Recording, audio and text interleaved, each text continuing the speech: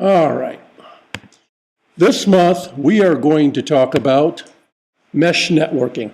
And I got excited about this because I found out about it through some reading that I was doing, and also because of a desire to have even better networking in my house, a more total coverage.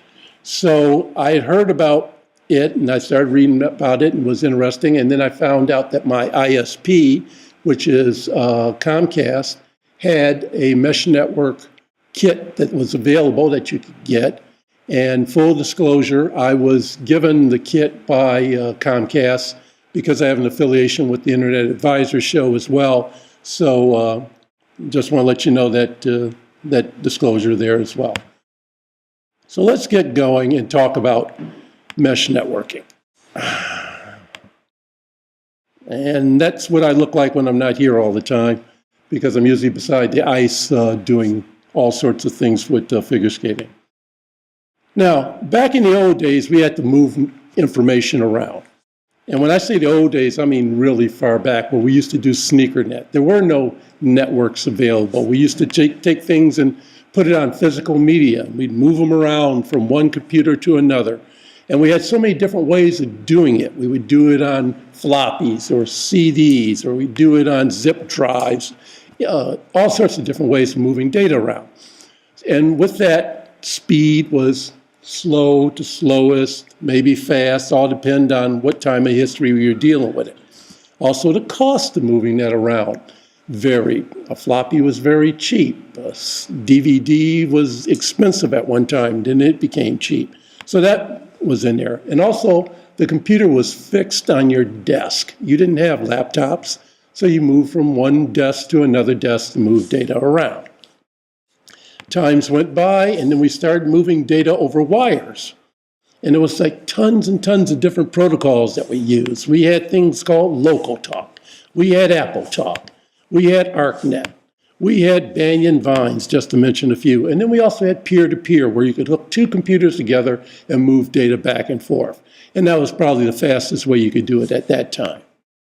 And all these were in-house networks. In other words, you pretty much did everything inside of one building, and that was going to be about it. You weren't going out on the internet because the internet didn't even exist. And once again, the computers were fixed on the desk. This kept going, and then finally we got networking over wires still, but now these were out of the house. And this gave us the ability to start moving into further places. We were able to do dial-up. Remember that? It was so exciting. I remember when the MacGroup BBS was dial-up, and it was like, wow, 2400 baud. We were rocking it. And then ISDN came along, and I worked for months upon months upon months to get ISDN in my house. And something called a Meritech back in those days used to say to me, "You're 250 feet too far away."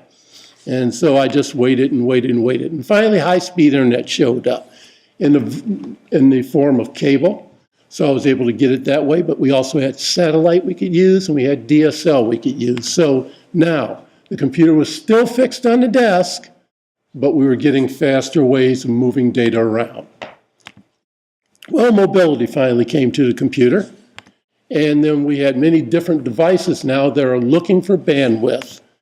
We have laptop computers. We have multiple people in our households all looking for bandwidth on multiple items.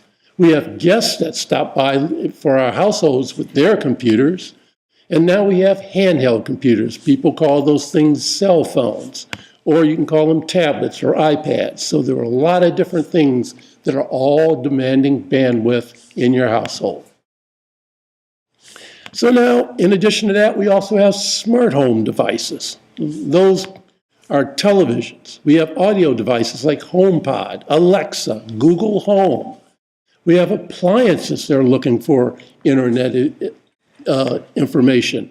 We have environmental devices that are looking for information, heating and cooling devices, smart thermostats. We have lighting like the Hue bulbs. They're looking for internet. And then you have security.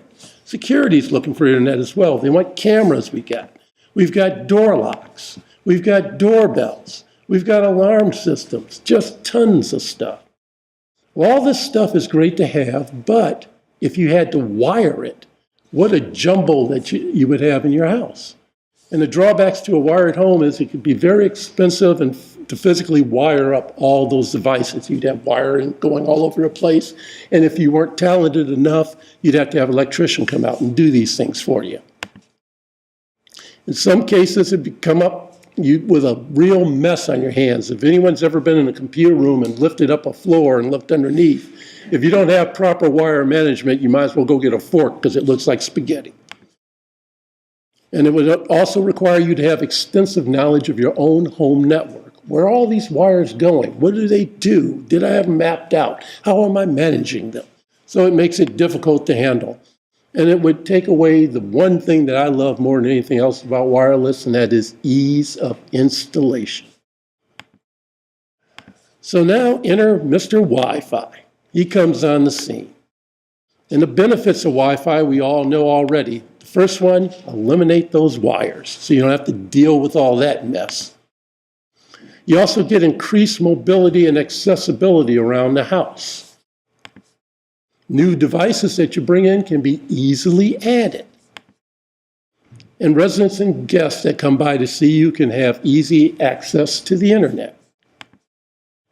Of course, Wi-Fi also comes with its drawbacks. Increased mobility around the house, you'll have to, if you happen to have young people in your household, you have to be concerned about parental controls. Is Junior over in another room somewhere looking at something he shouldn't be looking at? New devices can be easily added to your Wi-Fi, even the ones you don't want to have added to your Wi-Fi, like Wi-Fi moochers in your neighborhood tapping off your system. Residents and guests can have access to your internet access, and so everybody else can have access to it too if you don't secure it. So make sure you do that. And of course, users want it everywhere. They want it in their bedrooms. They want it in their bathrooms. And when you're dealing with that type of situation, you have to deal with the architecture in your house, which I'll talk a little bit more about, and how you can get that signal all over that house. Okay, so the basic concept of Wi-Fi, at least in my mind, when I put it in my house, is one thing. The Wi-Fi should be installed and not need to be changed until the next generation comes out, or only when changes and updates are needed. In other words, you should be able to set it up, leave it alone. 3 years later, Wi-Fi F or whatever comes out, you change it out then. And so now you have to look at it and say, how vintage is my Wi-Fi? Now, if you own your own router that's broadcasting the Wi-Fi in your house, consider upgrading it if it's not up to date already. And if you're renting it from an ISP like I do with mine, call them up and find out if they have a newer one available and demand that they send one out so you can install it. Because you're paying that monthly rent on it, you might as well have the best that they have to offer. And with Wi-Fi, it's location, location, location. You want to put your router that's broadcasting your Wi-Fi signal at the centermost portion of your house. And 9 times out of 10, the centermost portion of your house is a spot that no one wants that Wi-Fi to be sitting. Or worse, the wire to feed that Wi-Fi doesn't go there. And if you live where I live, you have both of them. I don't have the wire there, and my designer doesn't like it there. So location is everything. So for example, here's a 2-story house. Ideally, that's the way you should have your Wi-Fi set up, in the middle of the house so it can broadcast out to all the floors as far as it possibly can. At my house, like a dingbat, I like my Wi-Fi down in the basement, which is fine for me because that's where I have most of my computers and most of my networking and my routers and stuff at. But it makes saturation to the second floor a little more difficult. So folks said, well, if you got a problem with that, why not get a Wi-Fi extender? So you run an Ethernet cable from the original router over to the extended one. And it works, but it creates a problem. That second one now becomes the second SSID in your house. So basically, you'll be seeing two Wi-Fi points in the house, and if you move out of range of the first one, you have to log into the range of the second one, unless you automatically have it set up to do that. Over time, that gets to be real frustrating, and it's just not the best way to go. So then, now you have to look at something called mesh networking, and it works a little bit different. So when do you need mesh networking? Well, if you position your existing Wi-Fi router as central to your house as possible and you're still not getting adequate coverage, then you probably need to consider doing some mesh networking. If you don't want to have multiple SSIDs in your house, do mesh networking. If your home is over 1,000 square feet, and that is kind of like a light guideline, you might want to consider mesh networking. If you have one of those long ranch-style homes where you have the Wi-Fi at this end and you want to get signal at that end, you might want to consider mesh networking. And like I was talking about architectural challenges, if you have substantial walls or HVAC in the walls that block the Wi-Fi signal, then you might want to consider doing mesh networking. Especially older homes, the bathrooms have that nice thick concrete underneath the tile, and behind that, they put a nice mat of meshed wire, and it just scrambles the living hell out of the signal. So that's when you want to consider that. Now, in my house now, I put in mesh networking. So what happens is my basement router will now talk to that module on the second floor, and the module on the first floor, and then the module on the first floor will talk to the one on the second floor, giving me more coverage. But if you notice over on the right-hand side, I still got a dead spot over there. So how did I get more coverage? I just plugged in another module. The system recognized it, and now I have full coverage all over my house. I had solid bars anywhere I go, whether I go living room, dining room, in the closets, the whole shooting match, because mesh networking works a little bit differently. And what it is this. Rather than creating a bunch of different networks, it has a mesh to it. So it's like this. So it's talking to all those modules all at the same time, and it routes it whatever the best path it can find. In the case of a one-story home, basically the same game. You could try doing a network extender. You get the same deal. You have two SSD IDs. But if you do it with mesh networking and just put in the modules, it's all one network and it covers the entire space. Same thing if you're on a slab. You put your router in some position in the house, one end or the other, or you can put it in the middle. You could go with the same situation with the network extender, or you can go with the mesh idea and be able to spread the signal out that way. So when it comes to mesh networks, you're going to want to shop around and compare. Prices vary, of course. Shop for your best price from your most reliable dealer. And setup is usually, with a mesh network, you have a router and you have satellites. In the case of with the Comcast situation that I have, I already had the router and they just sold me the satellites to go with it. There's a couple of different ones out there. Netgear makes one that is got the router and the satellites in it, and that's for about $325, and it looks kind of like this. It's just these two towers. Asus has one as well. Theirs has 3 modules that you spread around the house. It goes for about $280. TP-Link makes one like this, and it goes with 2 modules. It's for about $300. The more expensive they are, I have noticed the one thing. They become more sophisticated, and they have more features in order to be able to configure them different ways if you need to do such. And then, of course, Linksys has one out. Kind of looks like this one right here. And that one goes for about $5. This one in particular is really special because Dave said, if I really want it, I could have it, but I'd have to give him $500. The one that I ended up going with is with the one from Xfinity. And I started off with the 3-pod pack. They also come in a 6-pod pack if you have a larger home. And these will only work on the Xfinity system, where this one right here will work with any system because it has its own router that's built in with it. You would just tie your ISP modem to it, and then it would feed the signal from there. So you have to have the Xfinity service for these particular ones to work for you. Now, the installation for doing this is really quite simple, and what I would like to do at this time is show you a YouTube video on how that works. And Sheeta, I don't use ScreenFlow that often. Is there a way to switch over to my browser while this is still running? Command Tab on your keyboard. Thank you.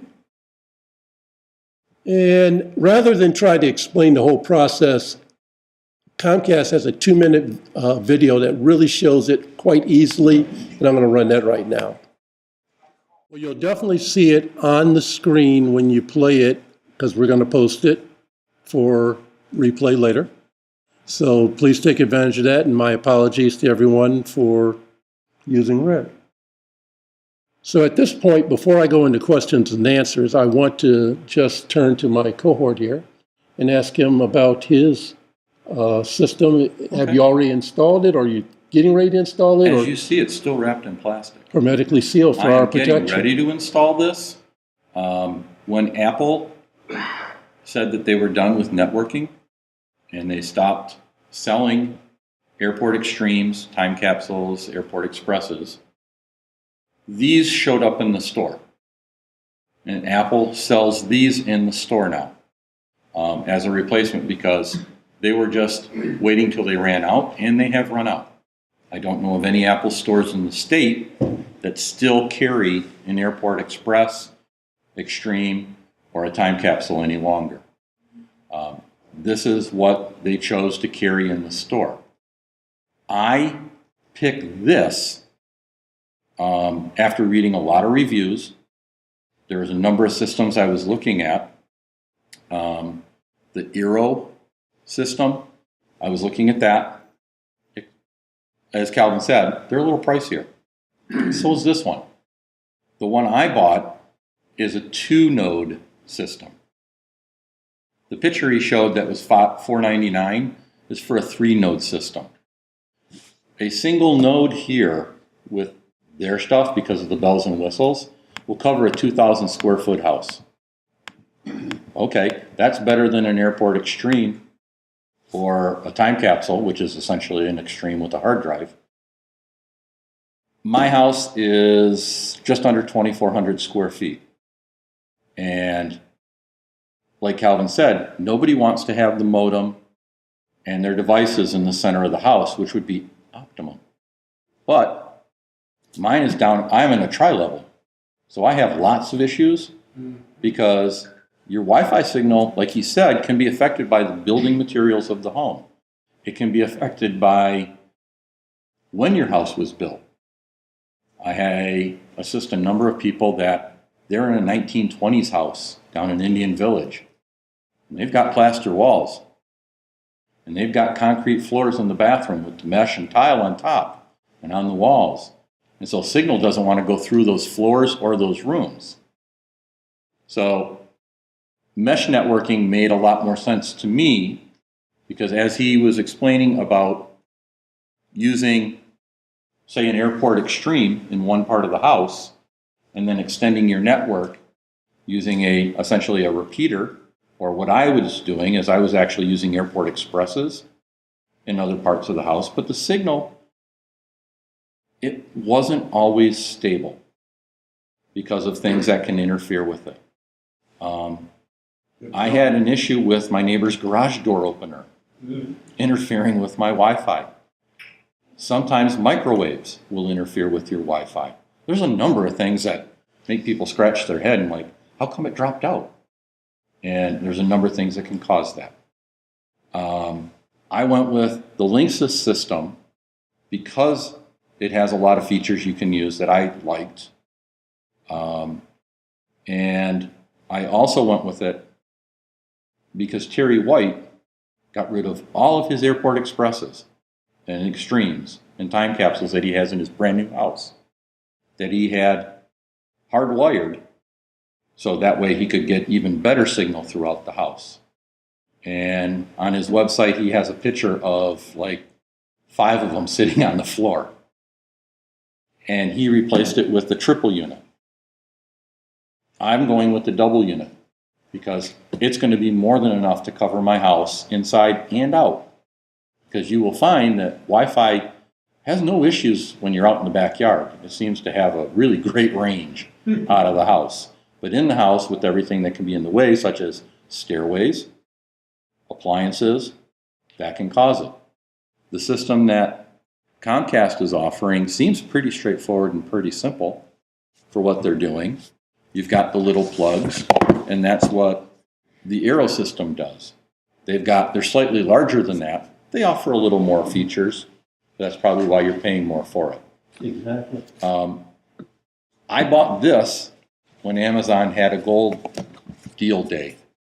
And this setup here is normally $399, and I picked it up, I believe, for $275 because it was a great deal. And so I just pulled the trigger immediately on it. I don't need the 3-node. However, if I did, I can buy a single node because they sell this with one tower that looks like an Airport Extreme, a 2-tower like this, a 3-tower. If you need to add more to it, you can buy them separately. And my understanding is they run about the same as an Airport Extreme. They're about $180. So should I ever want to have more coverage because I'm getting a dead spot somewhere, I can use this. Now, I had a huge question about the Xfinity stuff, and someone else asked it as well. The router that's used, or the modem that is used to work with this is their modem? It is proprietary. It is Okay. their router and modem Okay. combination. It's built together in one unit. And it works in coordination with the pods. Okay. So at my house, while Comcast wants to use their modem router combo with these to make it all seamless, and seems pretty darn straightforward. It is. This would be something I would tell my parents, set this up in your house if you've got a dead zone. This is nice and easy. But I'm using this because I have my own modem. I have Comcast, but I went out and bought my own modem for about $70, same one that Comcast wants to charge me $11 a month for. And it was really easy to set up. And the people from Comcast were incredibly helpful getting me set up with it because it's the same thing they use. So we had that set up in probably 4 or 5 minutes tops. And I'm planning to take this and set it up in the home to replace my time capsule and my Airport Extremes that I've got in other rooms. So I think Calvin and I would both encourage you to do your homework and decide what your budget is. And really a great way to do it is, how big is your house? What is it made out of? These are questions you should hopefully know already. But, where's the worst spot in your house? In my house, it's in our back room in front of the fireplace. And it's the one place my wife complains about not being able to get Wi-Fi. If she gets up off the hearth and goes 3 feet in either direction, she gets signal.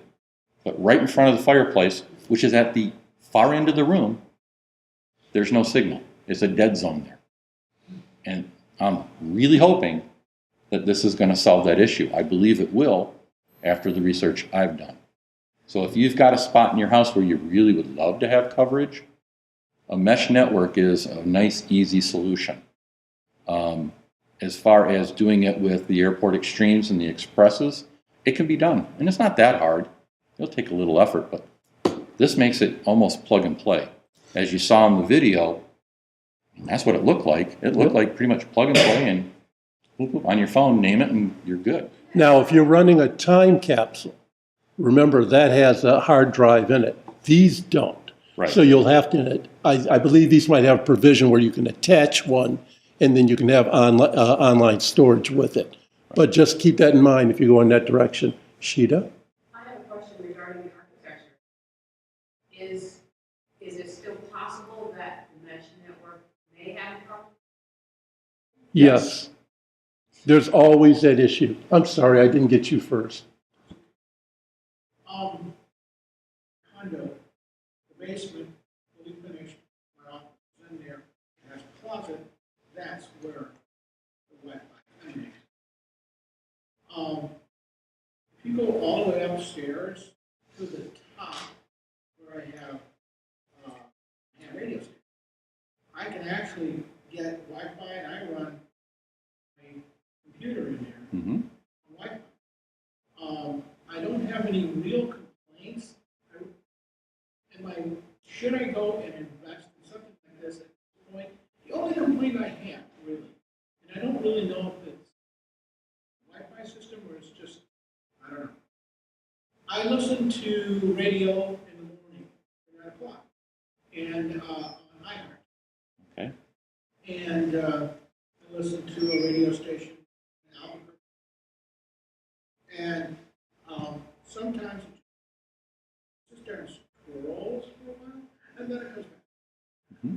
And I don't know if that's part of my Wi-Fi system, or is that part of their system getting to me? Who's your ISP providing you your services? Wow. Okay.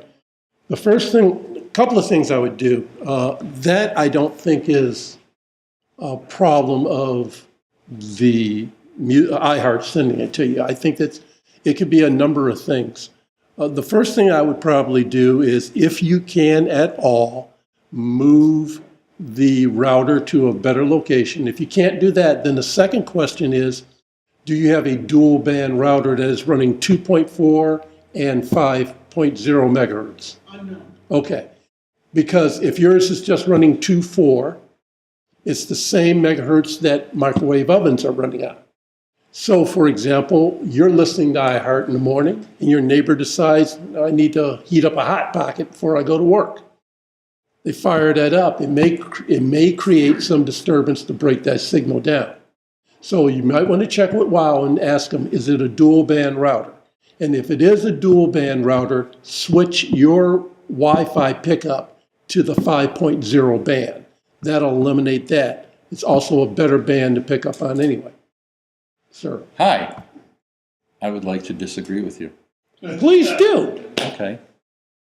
So, in the morning, you turn on the radio, you're 10 listening, o'clock in the morning, everybody's Yeah. pretty much gone to work. and it stops and it spins. It's Okay. not the radio, it's on here. On the phone. Yeah. Okay. That tells me something's buffering. So it's like if you were watching a movie on TV and it stops for a second and you see the little gear, that's buffering. It's having trouble getting the signal from the source. Yes, it could be your Wi-Fi, or it could be the source that could be creating that. As far as switching networks from 2.4 to 5, that's good, except the 5 gigahertz network has a shorter range than the 2.4. 2.4 goes further in the house I agree. than the 5. So if you were upstairs in your office and this is happening, the 5 might not be a good option. But if you were downstairs in the kitchen, then maybe it would, because you are much closer to where your Wi-Fi signal is emanating from.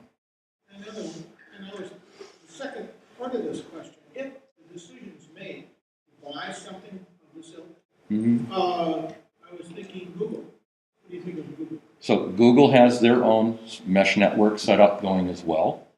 A lot of the research I did, because I didn't know anything about this, my research was done through going to the wirecutter.com and looking at what they tested. And they weren't real happy with the Google system for a number of different reasons, like expandability, being able to customize settings, so they were there. I heard that same comment from the screensavers too. Yeah. From their broadcast, because they did a number of different mesh systems. And of course, this was early in the game with Google, and this was about maybe a year ago. But they didn't find them as effective or ease of setup as the Linksys and some of the other ones that are out there. Well, Google actually will give you Cat5 to connect to your actual router. Right. Why? Because it's sitting right there, it's emanating Wi-Fi. I would assume that it's picking up the Wi-Fi signal and retransmitting it, like a radio. Sure. Okay? And then it picks up the signal at another place and retransmits it. So what I'm saying is, Google, unfortunately, destroys their whole system by saying you've got to connect to your router and to actually start the signal flowing. Now, remember with mesh networks, the difference between the two, you kept using the term retransmitting. With a mesh network, they don't retransmit in between those nodes. Those are all one network running. So it makes a difference in how you get your reception too. So in other words, let's see if I get this straight. And I'm sorry to take up all your time, but you're using the two frequencies of Wi-Fi, and it goes from one to the other on one frequency, and then goes down to the other frequency, and then goes up to the other. Is that what we're talking about? No, Not at all. Okay. no. So this is the whole point of trying to do the questions at the end of your presentation. Are we at that point? You know something? We are at the end of my presentation. Oh, okay. I thought you said it was. All right. Because I put it, MacGroup-3 at iCloud.com? I'm sorry? Is it MacGroup-313? At iCloud.com. Yes, I'm getting your messages. Yes, I am.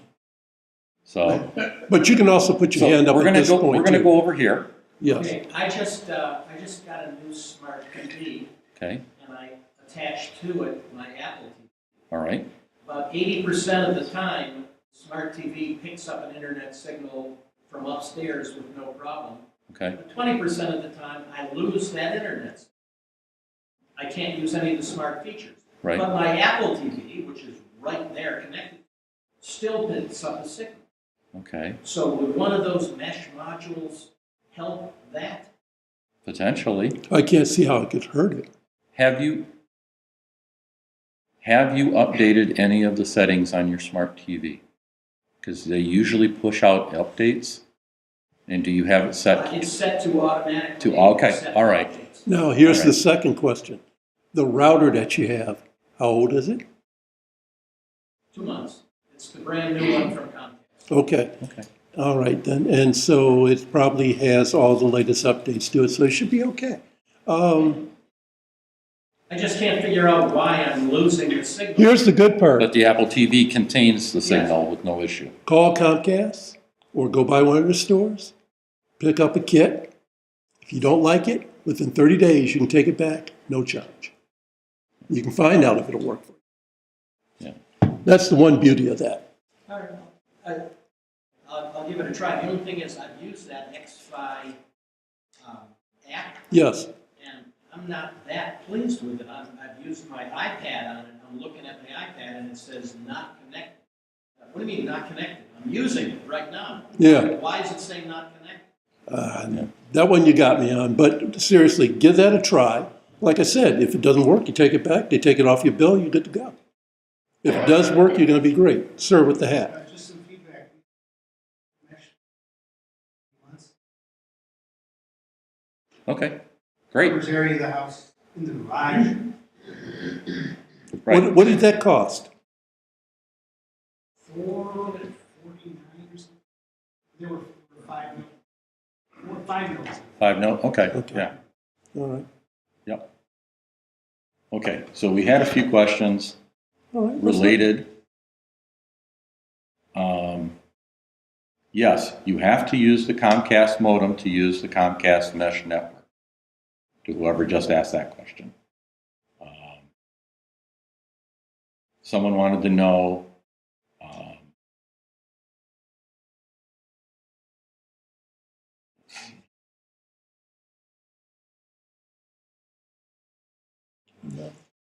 so Jim wants to know if we can manage the VLOP system from Michigan, from here in Michigan, like he does with the Naples Airport Extreme.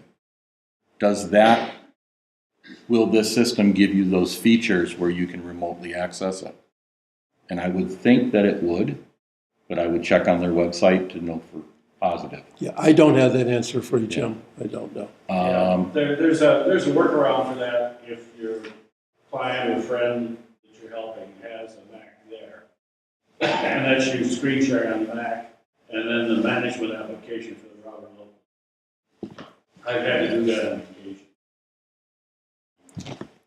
As far as the question from Canton, Michigan, about buffering at a particular time of day, one of the things I've discovered is that some places, the neighbors turn off their Wi-Fi when they're not in the house, and they turn it on when they're in. At 9 o'clock, it might be a good time for thinking. Some soap operas just starting, so whoever's at home is turned it on and starting to look. And you don't, unless you use a program like Wi-Fi Explorer, you can't tell what channels are actually in use. It could be something turning on and off right on top of what you're trying to do. Okay. That's something. Yeah. And then all the emails are rolling in. Okay. What's in the mailbag, So Dave? the first mailbag from John asking about, could you explain the Xfinity Wi-Fi offerings? You got it. I think we got that with the video and that. So can you change the password on the Xfinity systems? Yes. On those? Okay, so then the question of, is it as secure as your home Wi-Fi is, yes, this is as secure as your password. As long as you have a strong password, you're good to go. If you have Xfinity but no cable TV, can you use the mesh network on the system? And As long as you have the Xfinity router, you can do it. If you just have the modem, you cannot. You have to have the router. Oh, right. got it. Eric wanted to know if the Comcast telephone voice router works with the mesh system. You mean if you have the triple play thing where you have the voice as well? Yes. I do, and it does. Okay. Chuck is going to stand up Rise, Chuck. because he has some questions that I'm going to let him state because he can do it much more eloquently than you or I. Let's do that. So one thing I said, is this working or not? Yep, it's on. Should be. You can take it out of the holder. We're okay with that. Maybe. But it had a light on, so I thought it was powered on. Talking to the end. I'm not here. That's 1, 2 now. You don't. There. There you go. Okay. All right. So what I had sent over to the guys, I put in a system called Luma, Luma, and it was about $139. Came with 3 little hockey pucks. And my opinion was, don't waste your money on that brand. It tends to be available online pretty inexpensively.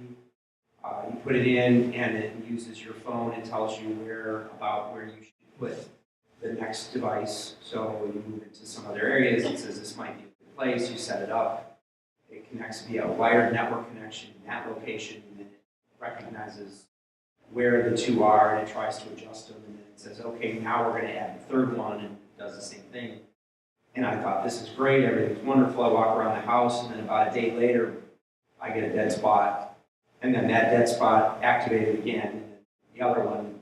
And I called them, and they said, well, this is normal. It's supposed to go through and reevaluate how you're using your network.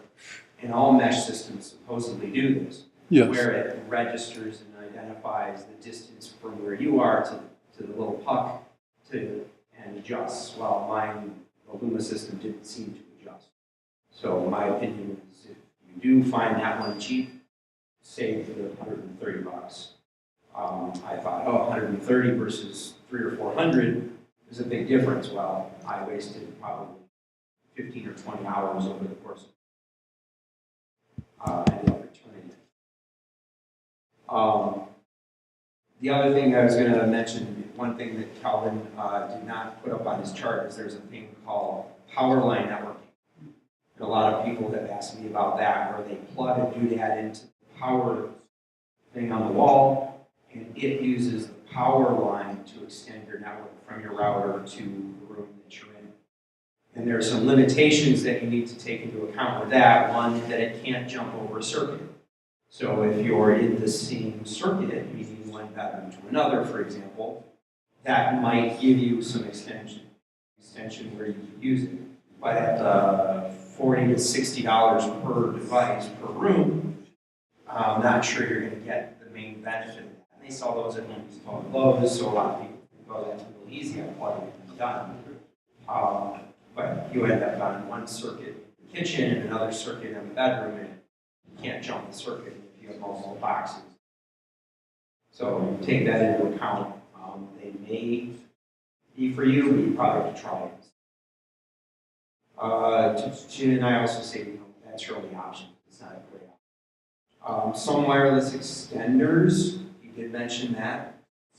Pick up the wireless signal and then boost it.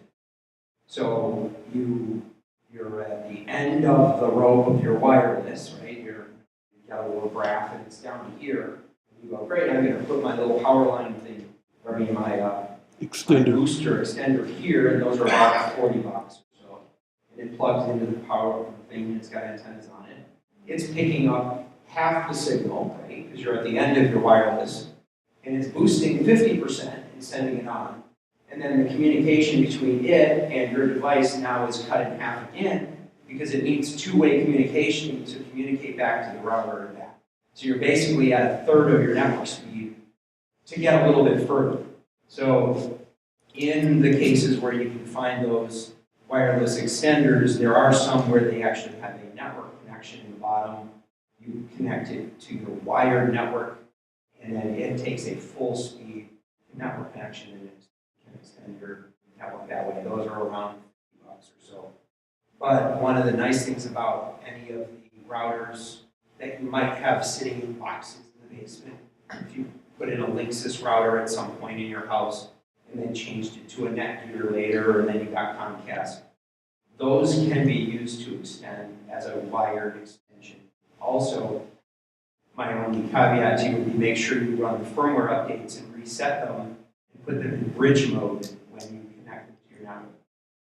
They can help you to get some further network connectivity from wherever your Comcast wireless or AT&T, whatever your provider is. From that room, a wired network connection in to another room or another portion of the house.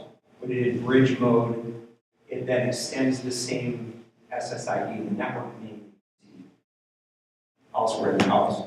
And then lastly, in regards to security, make sure that whatever you get, you're changing the default passwords from whatever they ship. Comcast and AT&T both probably will walk you through some sort of a reset based on the sticker on the side of the box and force you to do that. A lot of them don't. A lot of them come out of the box with a password. A login of admin and a password of admin, or a password of password. And I had this conversation with my father-in-law today, who's in his 80s, and there is definitely a mindset based on your age group of where you've grown up. I want easy. Well, easy isn't secure. If your financial information, your personal security is important to you, you should have separate passwords on every system that you have. Every bank account, every website, and your wireless access point should have a password to log in and manage the system separate from what your Wi-Fi name is. It shouldn't be Xfinity1230. It should be whatever name you want. Choose to name that. And then once you give it a name, you can then set a password to that only you know. And it should be a significantly secure password, letters, numbers, upper, lower characters. It shouldn't be banana123 because those are very easy to steal, and then somebody's monitoring you, they end up potentially, you may not be in a situation where you think somebody's going to steal from you, but why put yourself at risk? That way, whatever the password is that you set for that device, once you program it in your phone and your computer, you don't have to enter it.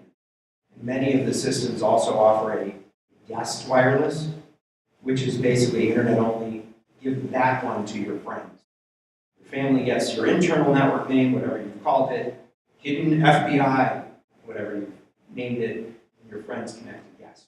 Don't give your friends your internal network name, because if they get hacked and you have a simple password, very likely whoever hacks them now can jump to your network. So from a security standpoint and a privacy standpoint, consider what you're entering and set it to be reasonably secure. Thanks for that information. Thank you. So, Mike. Do all of the mesh networks function on 2 Yes. and the Comcast, can you connect Ethernet too? They have an Ethernet port on the bottom of it, but I'm going to be honest with you, I haven't really explored the purpose of it. Mike had asked whether or not you can attach an Ethernet cable to the bottom of the satellite units. The answer is yes. Also, the answer is I'm not really 100% sure of what it does, or whether or not it makes it a access point, or, no, I take it back. I did read up on it. The purpose of this port down here is if you want to hardwire something in that room to the network, you could plug this in the wall, the mesh would connect to it, and then you could hardline something to it, and then to be able to use it that way. Yeah, Apple TV or Smart TV even. hard drive or something like that. Yeah.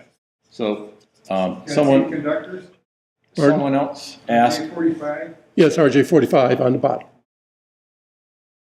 Cat 6. Yes. RJ45 is phone line. RJ45 is Ethernet, RJ11 is telephone line. Ah, okay, thank you. No problem. Someone asked about the number of bands on the mesh networks. This system, the Eero and a few other ones are tri-band. Why do you want tri-band? Because you have 2.4, you have 5, but it also has a secondary 5, and the only thing it is for is talking from one part of this to the other part to the other part. That's why I went with the Linksys, because I want 2.4, because all my devices in the house, like the garage door opener, like the lights, like the security camera, and things like that, they all run on a 2.4 gigahertz network. They will not run on a 5. The 5 network, my son just adores having that, because he can do his online gaming and it goes quickly.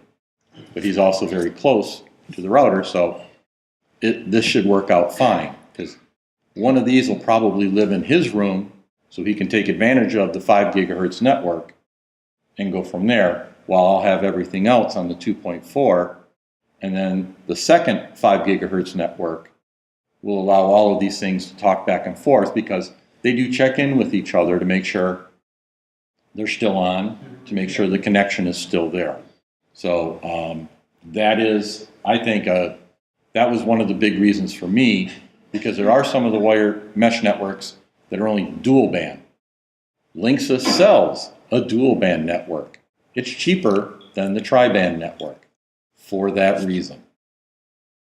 This, in my opinion, was going to be a smarter move for me to be able to set this up and know that I've got a good connection throughout the entire house. I too would like to have it connect to my garage, but I have a 6-inch wall and steel doors that block the signal.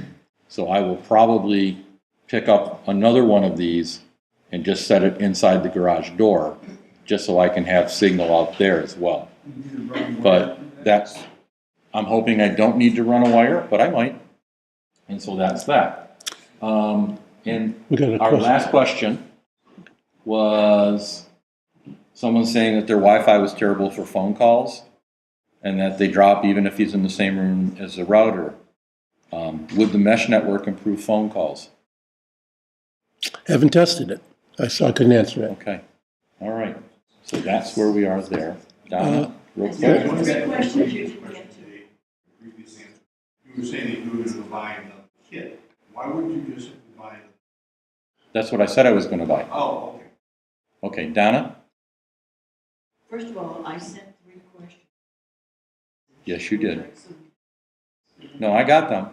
We're just running out of time. I'm sorry. Well, I'm on Comcast. Okay, I have their modem. right? I bought, actually, I own the modem. Right. I have my own. These kind of systems plug into a router. It has to be Comcast.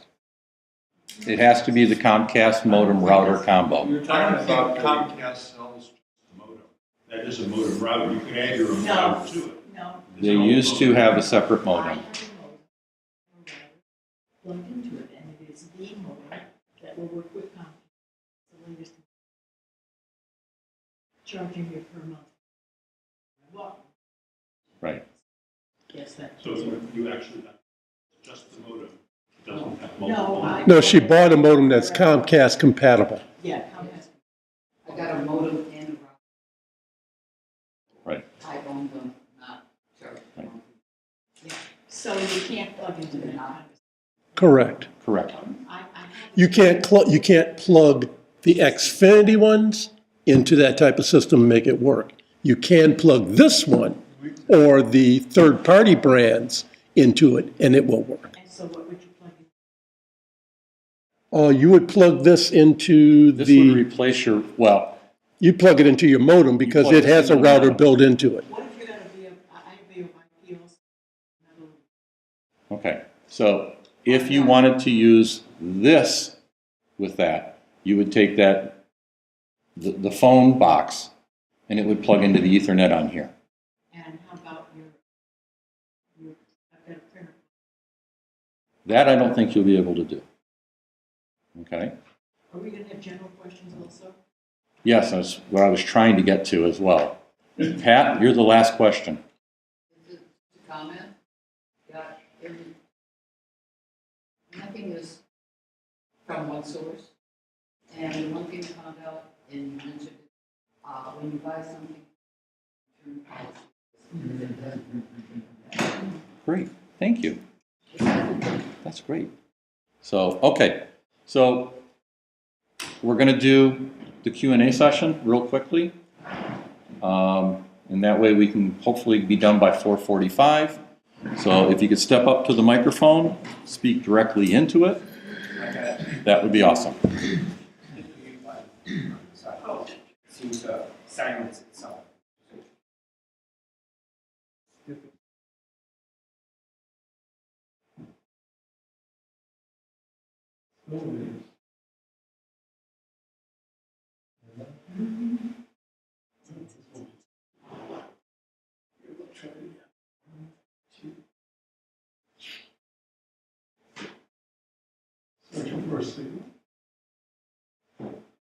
Battery looks like it's starting. It's probably the battery. Yeah, the battery. Okay, I will speak very loud. You can hear me? Yes. Thank you. Okay, I'm a teacher. Earlier you mentioned that on the battery replacement, Apple's battery replacement policy, Yes, that there were some applications that you might be running that would run down your battery faster. correct. And you mentioned some. I wondered if the Maps applications, you mentioned Waze. Yes, You know, if Maps is one of them. yes. The Maps How application. about like Life 360? That's also, it's like Find Friends. How about Yes, Find that Friends? too Yeah. can do that because it's running So Life location 360 is the services same thing. most of the time. Okay. So Life 360 app Maps will definitely chew through your battery because it is using Wi-Fi, cellular, and GPS all at the same time to track where you are. And so it will drain a battery quickly. So any of those, like Waves and so on, they can do the same thing. They can. What you should do, what everyone should probably do is on your device, go to settings, go to battery, and give it a second. And if you are on the latest and greatest, it'll show you the activity and show you what it's using. And you can tap on a button that says show activity, and it'll tell you how much screen time that app has used and how much background time. If you are streaming music through, say, Pandora, Spotify, Apple Music, it will show you a few minutes of screen time, and then it'll show you a lot of background time. And that's normal because you're using it. If it is something that you know you're not using that app very often, and you're seeing more than 20 minutes of background time, typically that app is having a problem. And when you install an app on your device, it does embed itself inside the operating system. So simply removing the app from the device won't solve that issue. That's where a restore would be the real solution, because then you would restore the software for the phone or the iPad. You would then restore your backup to it, and it brings all those apps back on fresh because it re-downloads them, so you don't worry about having a corrupted version that might be draining battery life prematurely. So just getting rid of the app is not going to... Correct, that will not help. Nope, because I've had people do that and they're like, I got rid of this app 3 months ago. And it's like, it's still on your phone, even though you removed it. It's still on that phone. And running in the background? And running in the background. Even if you're running. Correct. Okay, now other question. On the latest update, maybe 2 updates ago, because they've done several recently, on the iPad mini, Okay. which should be running, I'm assuming, in parallel with the phone. Essentially, yeah. On the mini, when you want to shut down the phone, when you want to get an application, you go here, it's block on. Mm-hmm. Okay. On the mini, you could stroke up this way. I can't do that anymore. I don't know how to stop it. So normally you would double tap the home button, and it would show you all the apps that are open, and then you should be able to just flick it up. I haven't tried that. I usually do this. That's one way, but you can double tap and do it that way as well. Give it a shot. That was my big My next suggestion would also be completely power off the phone, turn it back on, and try it again. For the stroking? Yeah. Okay. Yeah, because if that'll let you flick up, you're good. Yes, please walk up and ask. Okay, real quick survey. I'm thinking about doing a presentation on a particular really interesting piece of software. And I need to know how many of you have a phone which has 2 cameras. That would be one of the portrait ones or the new ones or anything, going all the way back to this. Could you raise your hand? I can't. So if you have a plus size or an iPhone 2 10. cameras, one on the front, one on the Oh, back. I'm sorry, 2 cameras in the back, when you could portrait phone, like the ones that have the 2 cameras, the 2 Dual cameras lens. as opposed to a single camera. Right. Okay, so it's about a quarter of you. Yeah. Buy new phones. And I got a great application for you. Okay, thank you, Steve.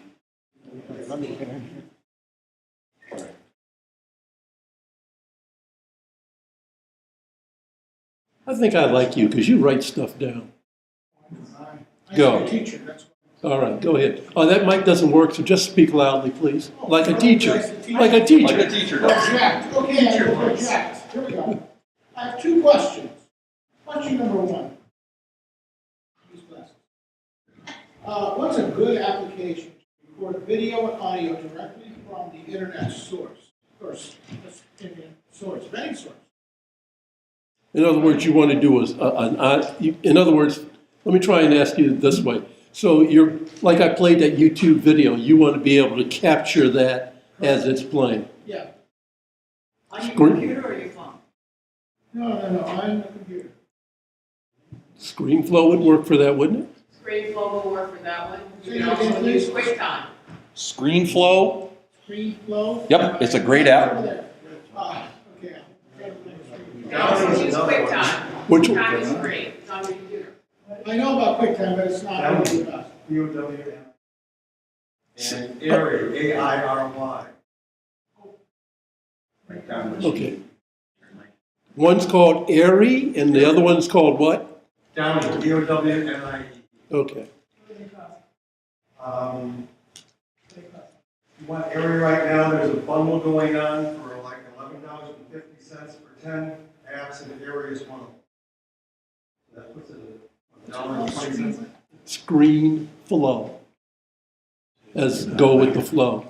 It's about 29 bucks. Is it for streaming video, like live stuff, live sports, live, or is it for something that's on YouTube and you want to pull it down? No. Live stream. Scores, some sort of, something that's being Live stream. live streamed. For example, I have Netflix. My best. And I can pick up. I'll do my best. Okay. Remember, you're breaking the law when you do that. You can, and it's a violation of copyright. Just. I mean, if you want, don't ask the question.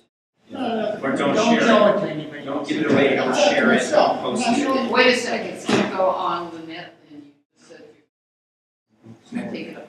Can you? Can I get to the next? We'll work that out. Yeah, it'll be Go to fine. the next question. All right. I have Kaspersky. Why? We can't hear you, Ray.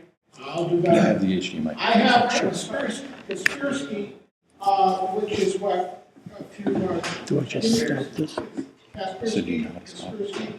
So You that's, can't have them go to which does not allow you to go to Google, Yeah. Bing, Yahoo, I don't see it. Google it's- and it's- Alpha, Okay. and Firefox. But So it's if I allowed to click do it in here- Chrome. Okay, so now I'm Go to, Yes, ma'am. go to Firefox as your browser. Yeah. Just get rid of all of it. I have Firefox as my browser. It won't open it in there. Get rid of it. It does on mine, and I It's got cheap. old. He said he has something called No, he had. Kaspersky. Kaspersky is an antivirus software. You may need to disable that antivirus software. But the question is, why is it allowing you someplace and not allowing you? Because they are being paid to conspire. No. That's Kaspersky amazing.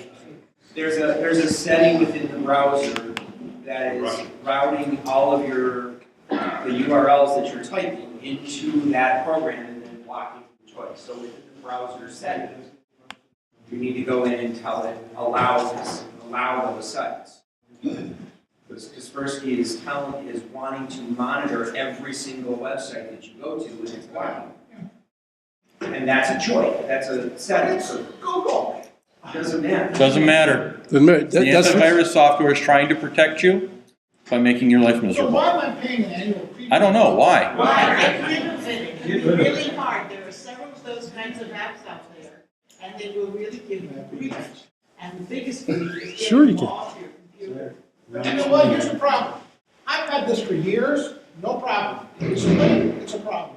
All right, Right. Facebook and Twitter and Talk to all these other Kaspersky. guys are getting hammered about the bots, and they're all coming up with various kinds of works, and other people are coming in to save you from the bad guys. I understand. Okay, It's the now, same guys. I'm sorry. and we don't necessarily want to cut you off, but the real, no, actually, the real answer is you need to get in contact with Kaspersky's technical support and say, I've been using this product and now I'm having these challenges with it. Can you please tell me how to modify it to make it work? That's a good answer. Okay. Be careful of the wires. Having fun. I knew it. That's okay. Just let it Have lie. a seat, Ray. Just let it lie. We're good. We're good. Isn't this fun? All right, your turn. Okay. Anybody have Gmail? Yes. Yes. The update stinks, doesn't it? I don't use it. Second, my announcement, RoboFest is starting their new season this weekend, announcing a new game. Also, new sites are needed. We have 4 so far, and we're looking for more. And this year's World Championship is next May.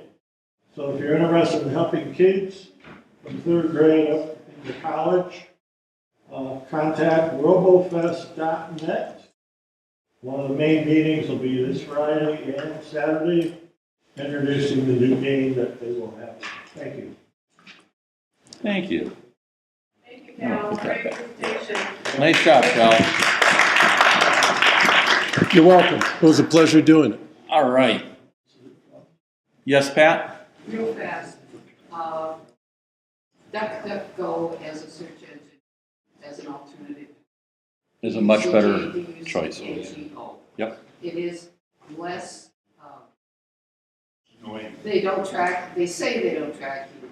They don't. It is more, they say, and it is more open and it's supported other than by the sites that are paying to be out. Right. So if you want to use a different search engine, DuckDuckGo is a selection you can make in Safari or your other browsers under Preferences and Search Engines, So now and you it's can time change get it into to that if you'd like to use it. I like using it because it does a very good job, in my opinion, of not tracking you. So